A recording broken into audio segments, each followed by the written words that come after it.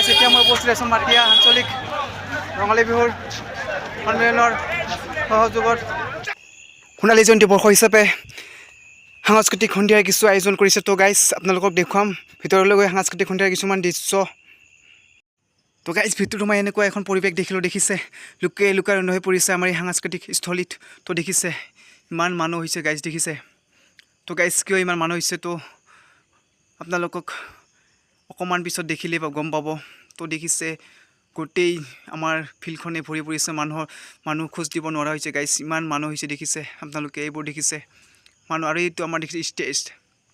তো দেখিছে ইপিনেও মানুহ মানে গোটেই ফালে মানুহে ভৰি পৰিছে গাইছ, লুকাই হৈ পৰিছে এই ঠাইখন।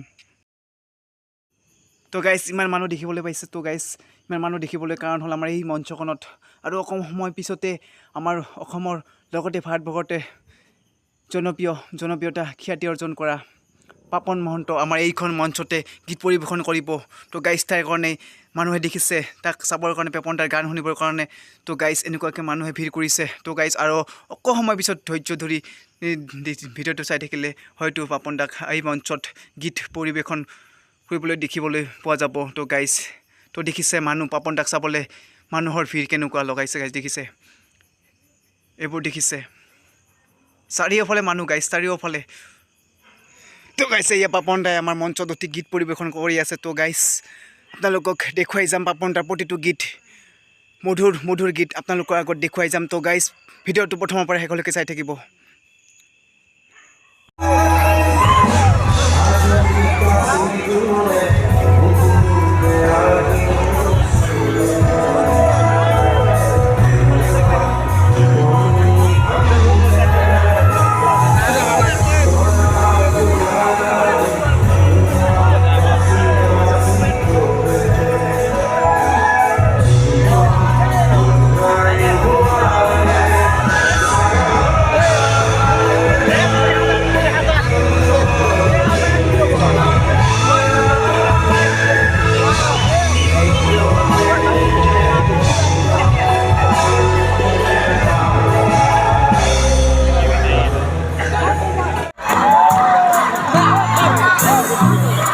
ভাল লাগিছে কিন্তু কিবা এটা অ'কে।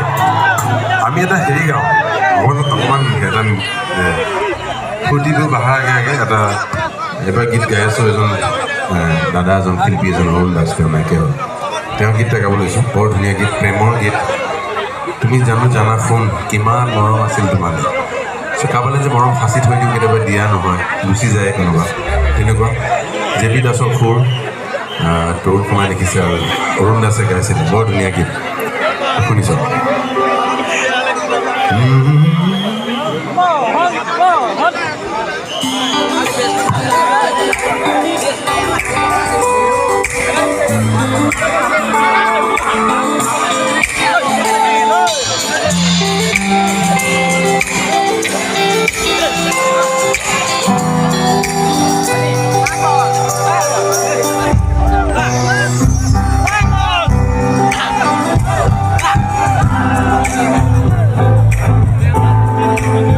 একজেক্টলি চবেই কৰিব লাগে। যে প্ৰেম কৰিছে জীৱনত চবেই বজাওক। যাৰ কৰিব মন আছে তেওঁ বজাওক, যে কৰি বাদ দিলে তেওঁলোকেও বজাওক, চবেই বজাওক। যিসকলে বহুত বাৰ কৈছে তেওঁ বজাওক, যাৰ কৰাই নহ'ল তেওঁ বজাওক। প্ৰেমৰ কথা, অন্তৰখন প্ৰেমেৰে ভৰি থাকিব লাগে, চবকে প্ৰেম কৰিব লাগে। ভোগোপা তুমি জানা ইমান মৰম তোমাৰে হাসিছিল। তো গাইছ আপোনালোকে নিশ্চয় দেখিবলৈ পাইছে, দেখিছে পাপন দাই ইমান ধুনীয়াকৈ গীত গাইছে। তো আৰু লগতে আমাৰ অডিয়েঞ্চবিলাকে পাপন দাৰ লগত সহযোগ কৰিছে, বহুত ভালকৈ দেখিছে। পাপন দাও বহুত সুখী হৈছে। তো দেখিছে পাপন দাই মাজে মাজে আমাৰ ষ্টেজখনত আগত আহি ডেন্স কৰিছে। তো গাইছ দেখিছে বহুত ভাল লাগিছে পাপন দা। মানে গোটেই অডিয়েঞ্চৰ লগত মিলি গৈছে পাপন দাই, দেখিছে ইমান ধুনীয়াকৈ পাপন দাই গীতৰ তালে তালে তেওঁ অকণমান ডেন্স কৰিছে। তো গাইছ বহুত ভাল লাগিছে পাপন দাক দেখিছে।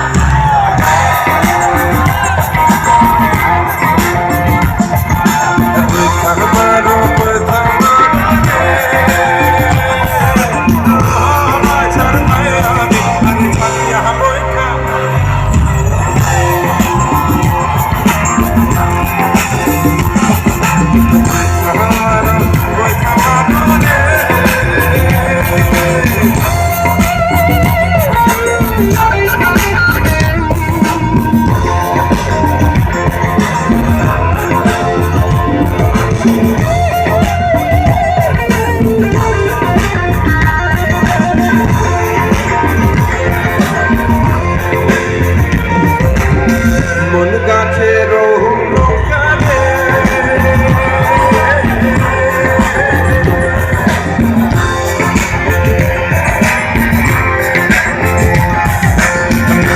গাছের কানে মন গাছের বইখানে আর ছাড়িয়া বই